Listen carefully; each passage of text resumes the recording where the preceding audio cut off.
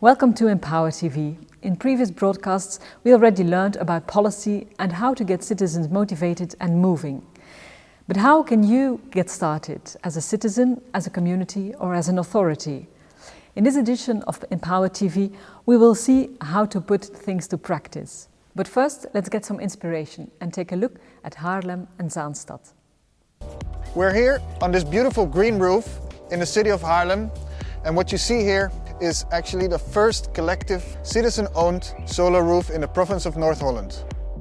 Within the Empower pilot here in Haarlem, local citizen initiatives Stadsgarage and Kennemerkracht are working closely together with the local municipality to create one big movement to build more solar roofs just like this one here.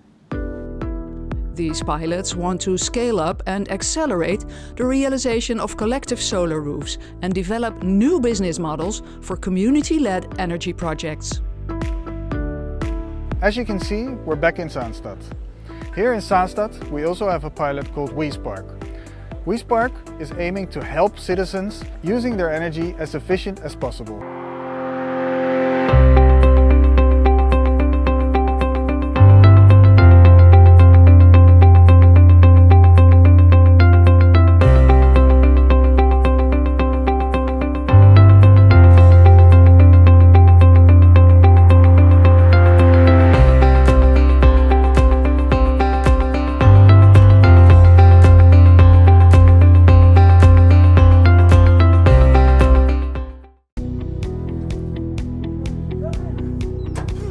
Peter van Oosterbrugge.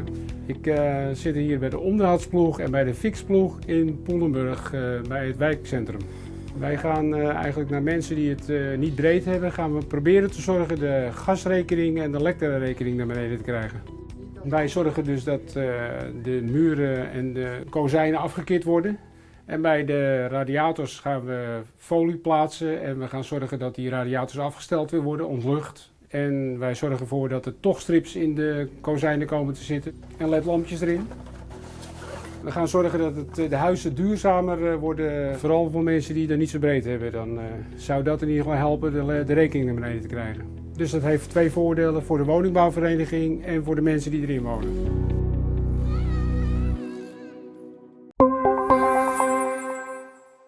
Something intriguing happened right here as well, at Transfo in Zwevegem, where we have our studio. A microgrid has been set up. Let's have a look. Ghent University is contributing together with West University to the Empower 2.0 project. Our research team is active in the domain of the integration of renewable energy and storage and distribution networks. By our many testbeds, we are able to validate simulation models and test new concepts as energy sharing and aggregation of renewable energy. Our colleagues from West University are mainly focusing on smart energy solutions. For the pilot project transfer, they created a detailed energy visualization of the pilot site, showing the real-time measured data as, for instance, the energy flows and the CO2 emissions.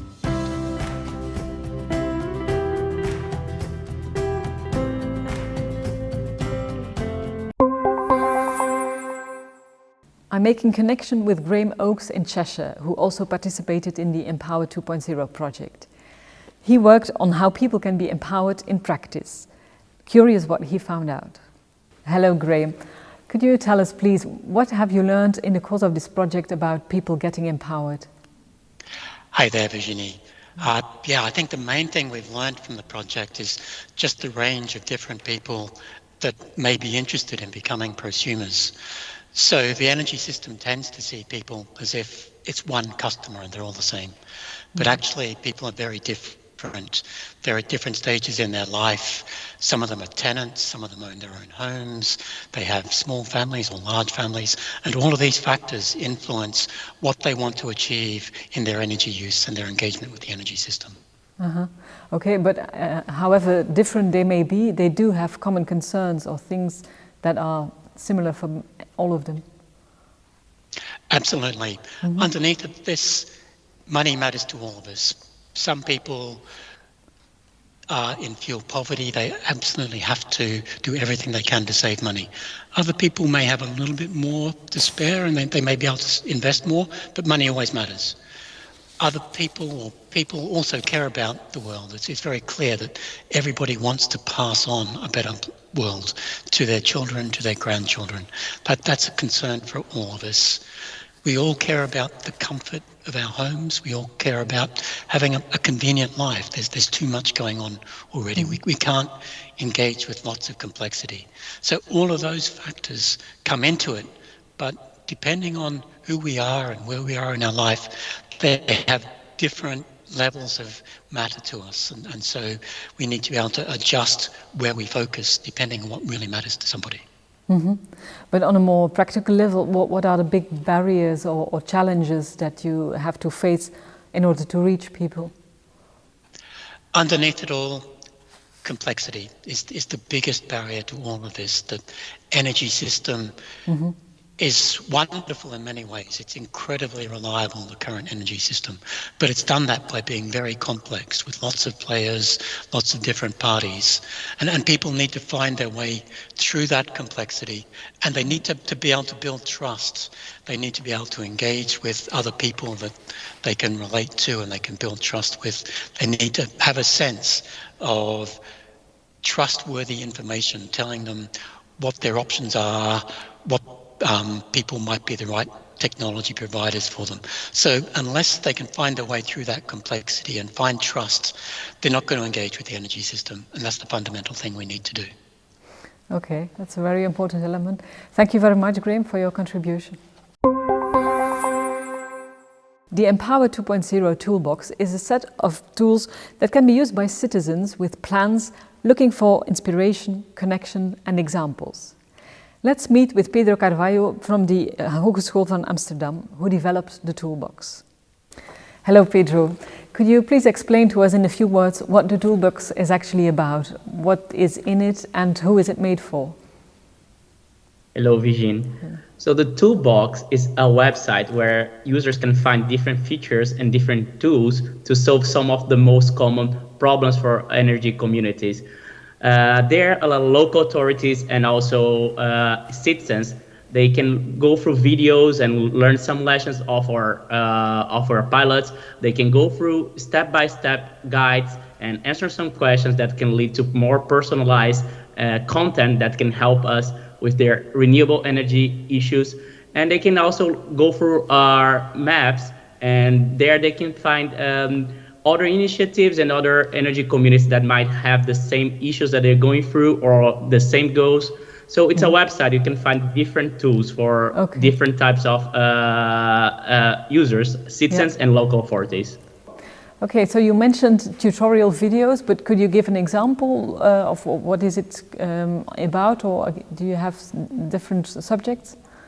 Sure. We have created 4 tutorials because we're working with different pilots in different countries like the Netherlands, the UK, Belgium, and Denmark. And we had different lessons and different results with these pilots. And we try to share some of these results so local authorities can understand how to better work within the energy communities. So we have one video about different types of prosumers, another one that discusses the roles of residents, people that own their house, the people that don't own their house, and what are the roles in the renewable energy projects. We also discussed top-down and bottom-up strategies for energy communities. And last but not least, we discussed the role of energy cooperatives within energy initiative projects. Empower 2.0 has created a series of 4 videos sharing some interesting insights from our pilots. In this first video, we're going to discuss Empower's approach of mapping different typologies of prosumers, each with their own special profiles, pains and gains. Under the expert guidance of our partner Graham Oakes, we've been able to distinguish some of the most common types of prosumers. What strategies are being deployed to support or involve lower income households in the energy transition? First of all, they need to know about the project. So that means putting some effort in communication. This can be done with traditional marketing, but also with the existing energy coaches or social workers that already have contact with low-income households. Afterwards, we developed a proposition and we discussed it with social housing companies and with local energy cooperatives. And our findings were that the most difficult part is finding some funding and suitable projects. So if I understand well, it's not a fixed set of information, but it's really like a platform that has to be allowed to grow and to accumulate the knowledge where people can share information and find information as well. But now that the Empower 2.0 project is coming to a close almost, how will the toolkit survive? How will it continue? We aim that the platform is alive for at least 5 years. That's our goal. And we also create the platform in a way that it can be constantly updated, so it's still relevant for our user. We have mapped what are the most important challenges for users.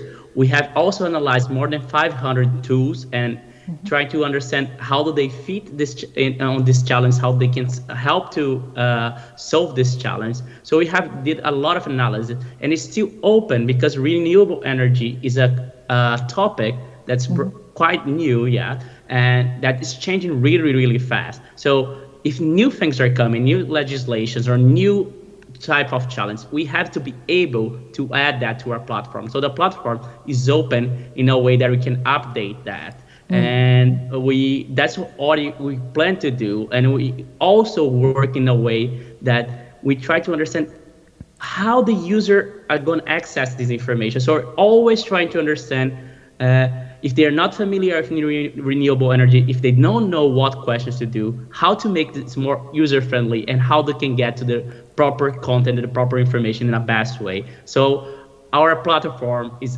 very open and able to update and to be improved with the years. Yeah, but still they need to be able to find it. How can people find it? And also important, is it for free? Or do people have to log in or register before? No, it's totally free, and it's made for everyone. You can be a citizen or local authority, and you don't even need to be a resident of the countries that we said, but as we analyze and cross so much information, the platform and our toolbox, it can be really handy for people that really want to know more about renewable energy, no matter where they are. So it's free and accessible. You don't need to log in. If you just want, you can share information about your initiative, your energy community. But otherwise, you can just navigate the website and find out anything you want to know about renewable energy. You just have to access Toolbox @energy, and we're gonna find all these features that we've been talking about.